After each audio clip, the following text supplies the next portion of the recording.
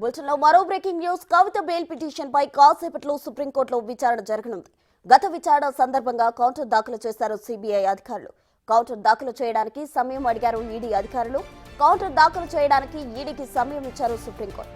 గురువారం వరకు కౌంటర్ దాఖలు చేయాలని ఆదేశాలు జారీ చేసింది. శుక్రవారం లోపు కవిత తరపు న్యాయవాది రిజాయిండర్ దాఖలు చేయాలని ఆదేశాలు జారీ చేశారు.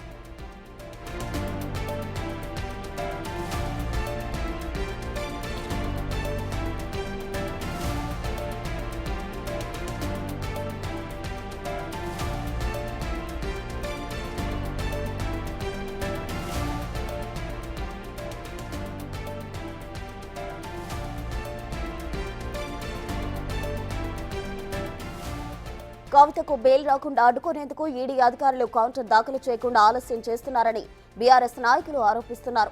నేటి విచారణ సందర్భంగా సుప్రీంకోర్టులో కవితకు బెయిల్ ఇస్తుందని బీఆర్ఎస్ నాయకులు ఆశాభావం వ్యక్తం చేస్తున్నారు. సుప్రీంకోర్టులో కవిత తరపున సీనియర్ న్యాయవాది ముకుల్ రోహత్గి వాదనలు వినిపిస్తున్నారు. బెయిల్ పిటిషన్ పై కవిత తరపు న్యాయవాదులతో చర్చించేందుకు ఇప్పటికే ఢిల్లీ చేరుకున్నారు కేటీఆర్, హరీష్ రావులు. ఇక నేడు తిహార్ జైల్లో కవితను హరీష్ రావు, కేటీఆర్ కలుస్తారు.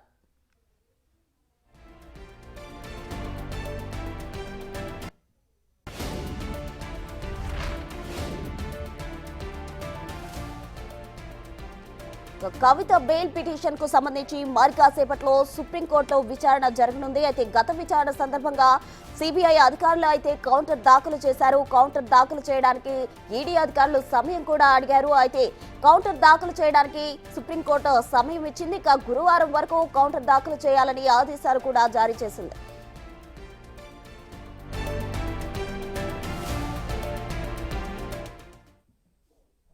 ఇక కవిత బెయిల్ పిటిషన్ పై మరి కాసేపట్లో సుప్రీంకోర్టులో విచారణ జరగనుంది. దీనికి సంబంధించి మరిన్ని వివరాలు మా ప్రతినిధి శివ ఢిల్లీ నుండి లైవ్ లో అందించేందుకు సిద్ధంగా ఉన్నారు. శివ, చెప్పండి. అయితే మరి కాసేపట్లో సుప్రీంకోర్టులో విచారణ జరగనుంది. విచారణ ఎలా ఉండబోతుంది? తాజా సమాచారం ఏంటి?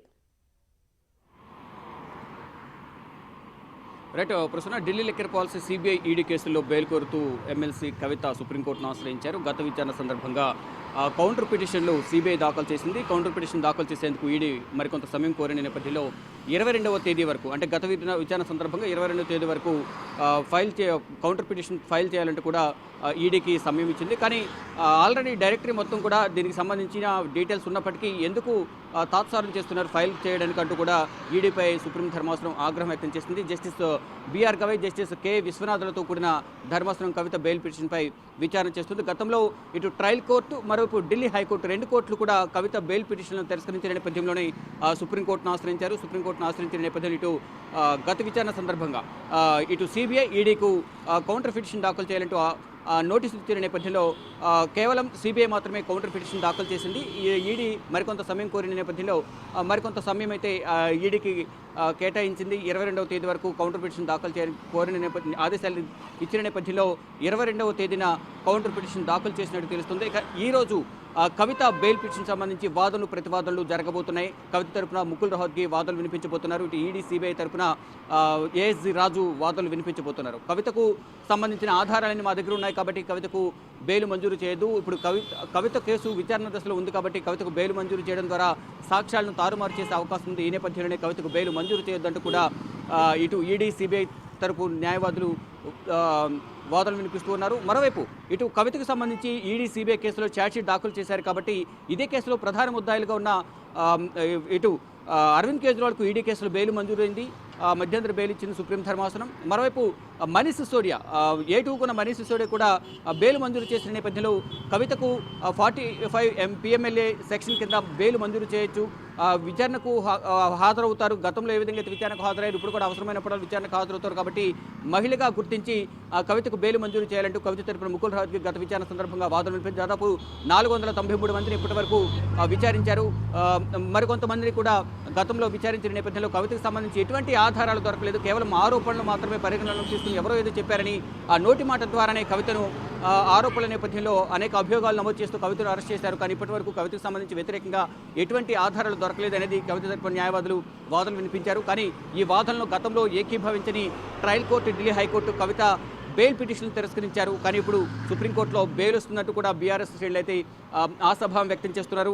ఇదే కేసులో ముద్దాయిగా ఉన్న మనీష్ సిసోడియాకు same bench justice B R Gavai, justice K V విశ్వనాథ్లతో కూడిన ధర్మాసనం బెయిల్ మంజూరు చేసింది. కాబట్టి కవితకు కూడా ఈసారి అంటే ఈ రోజు జరిగే వాదనల ద్వారానే కవితకు బెయిల్ వచ్చే అవకాశం ఉందంటూ కూడా బీఆర్ఎస్ శ్రేణులు అయితే ధీమా వ్యక్తం చేస్తున్నారు. దానిలో భాగంగానే కవిత బెయిల్ పిటిషన్పై న్యాయవాదులతో చర్చించేందుకు నిన్ననే బీఆర్ఎస్ అగ్రనేతలు కేటీఆర్, హరీష్ రావు ఢిల్లీ చేరుకున్నారు. ఈరోజు ఉదయం కవితను తీహార్ జైలు ములాఖాతులో భాగంగా కలవబోతున్నారు. కవితకు ఒక ధైర్యం చెప్పేందుకు వారు కలుస్తున్నట్టు తెలుస్తోంది. అంటే త్వరలోనే బెయిల్ వస్తుంది కాబట్టి ఎటువంటి ఆధారపడద్దు, ఎటువంటి ఒత్తిడికి గురవద్దంటూ కూడా కవితకు ధైర్యం చెప్పే ప్రయత్నం అయితే వారు చేస్తున్నారు. గతంలో కవిత అనారోగ్య సమస్యలు ఎదుర్కొన్న నేపథ్యంలో రెండవసారి కవితను ఇటు హరీష్ రావు, కేటీఆర్ కలుస్తున్నారు. సుప్రీం ధర్మాసనం విచారణ చేపట్టబోతుంది.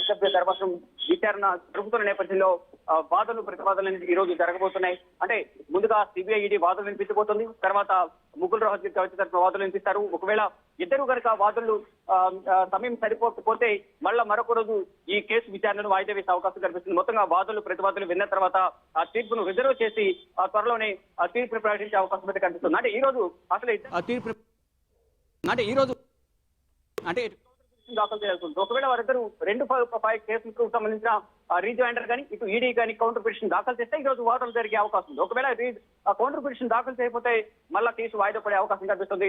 ఒకవేళ దాఖలు చేస్తే మాత్రం ఇరువురి వాదనలు ఇటు ఈడీ సిబిఐ వాదనలు మరోవైపు కవిత తరఫున ముకుల్ రోహత్గి వాదనలు సుప్రీం ధర్మాసనం జరగబోతుంది. దీని తర్వాత ఎటువంటి నిర్ణయాన్ని సుప్రీం ధర్మాసనం వెలువరించబోతుందనే దానిపై కూడా ఉత్కంఠ కొనసాగుతుంది. కానీ బీఆర్ఎస్ శ్రేణులు మాత్రం కవితకు త్వరలోనే బెయిల్ రాబోతుంది. అసలు ఈ రోజు జరగబోయే వాదన ద్వారానే కవితకు అనుకూలంగా తీర్పు వస్తున్నట్టు కూడా బీఆర్ఎస్ శ్రేణులు ధీమా వ్యక్తం చేస్తూ ఉన్నారు. Right Shiva, thank you.